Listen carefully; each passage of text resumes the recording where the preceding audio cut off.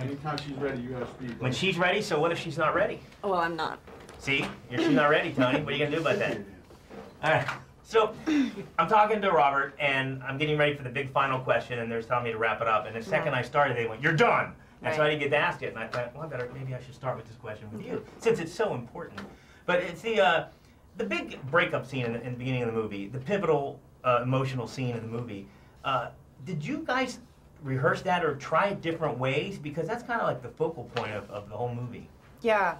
That was an intimidating scene. I mean, it's been so sort of built up, not only in the fans' minds, but in the book. It is written in such a way that is unparalleled. It's like, you've never been broken up with like this, honey, trust me. You know what I mean? It's like, okay, so I have to take very real things that I can relate to, but make them bigger and in like a world of fantasy. It's like, gosh, basically it was like a death scene without dying. But the breakup scene, that happens after this scene that you're talking about. And so we didn't do it a bunch of different ways. There were different versions taken because it was much longer in the book. Right. There were different versions. Because there's so many different ways you can break up with somebody, but it has to work because this is what the movie's all about. Yeah, I mean, it was always, we were always trying to do the book, and the scene was so specific in the book. I mean, we didn't try it different ways. We just tried to get as close to that as we could, which was, for Bella, until he's literally gone, she doesn't believe that he'll ever go. So, like, the breakup scene is just confusion. Yeah. The breakup scene's like, no, I couldn't possibly be wrong about this. And then it's, you know, subsequent death. And you also have these, of course, the emotional scenes of, you know, right before you're lying in the woods, and of course the nightmare scene. I mean, how do you prepare for those emotionally? I mean, there's got to be long days on the set. They were so long. Like, I could literally break down thinking about it. Like, I think that actually helped that we shot all night. I was by myself in the woods, like, wandering around. It felt real.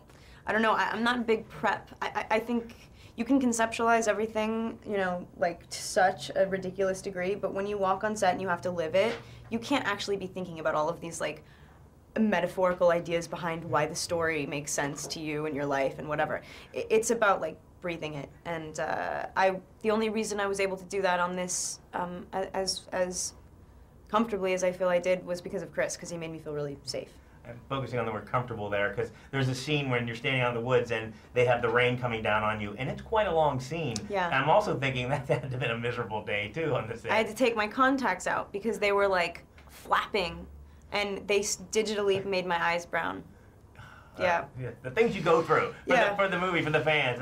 The festival scene is a huge scene.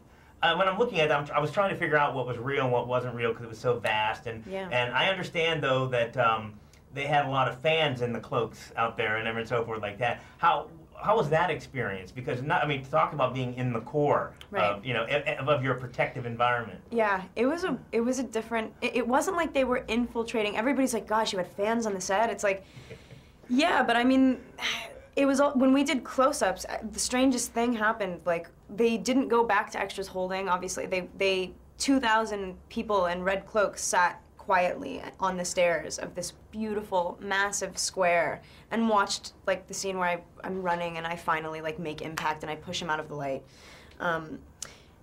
It was like we finished the scene. Usually they say cut and you have to sort of go like, whoa, and you find yourself and it takes a couple seconds, but instantly, like, an eruption of applause and, like, people so, like screaming. And it was like doing theater, and I've never done that, and it was a different experience, but, like, the energy being thrown at you, I mean, I think that made the scene better. Well, there's a new energy in this movie. I really loved it. I think I just can't wait to see what's coming next. Nice. Thank you.